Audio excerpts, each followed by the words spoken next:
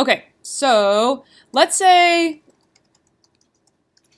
this audio like is kind of working nicely, but maybe at this point we kind of want it to sound like a little more jacked up or something, right? Because like of what's happening here. So there's a bunch of different things that we can do. There's a bunch of different effects that you can put on the audio. So if you just go to audio effects, it's a lot like it's a lot like the video effects. Anybody in a band or play the guitar or do any kind of audio anything?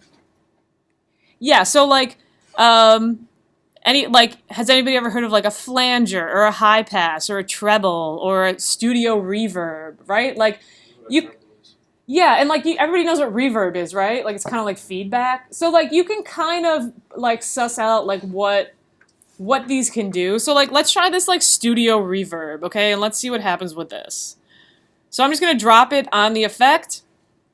Okay, and then up in effect controls, here's what's going to happen. Okay, here's the channel volume, right? So you have like regular volume here, and then channel volume is going to be like how you can kind of mess with the individual channels if you wanted to. You don't really have to worry about that so much. But we can turn up the level here, and let's see what happens.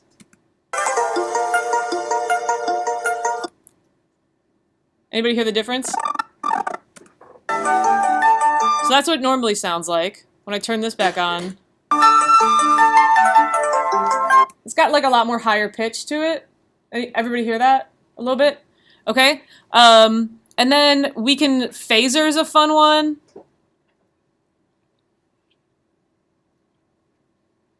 So we'll do the phaser. Okay, and phaser's nice because you have a lot of different ones. So maybe I'll turn up the feedback on this, and maybe the depth, and maybe the gain. Let's see what that sounds like.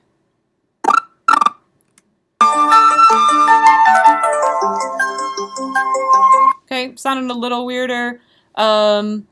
And then maybe let's find some.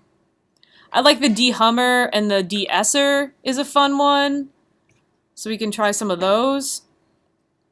But really the best way to do this is to combine different effects. And then just do like simple editing techniques. So I'll mess with this de-hummer here. Let's say we want more harmonic bass. And harmonic slope.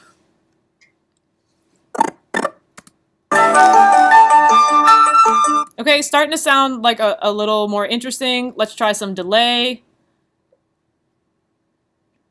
And then I'll jack up the feedback a whole lot.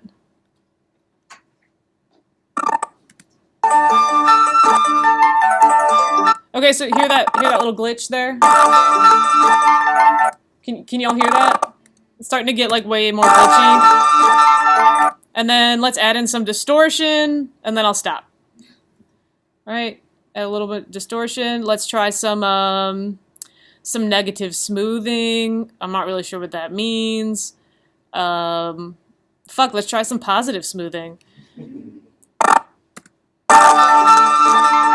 Okay, so see how it's like you're starting to kind of glitch it out a little bit? And another thing that y'all can do that's really helpful is like you can bring in video with audio. You can bring it into Signal Culture. I would recommend then screen recording the output, because the same glitches that you're getting through Signal Culture, you can get with your audio as well. So you can actually be like creating your own audio clips and then bringing them into Premiere. So if anyone's interested in doing that, maybe we could do that on like an individual level. Those are just those like 6 apps.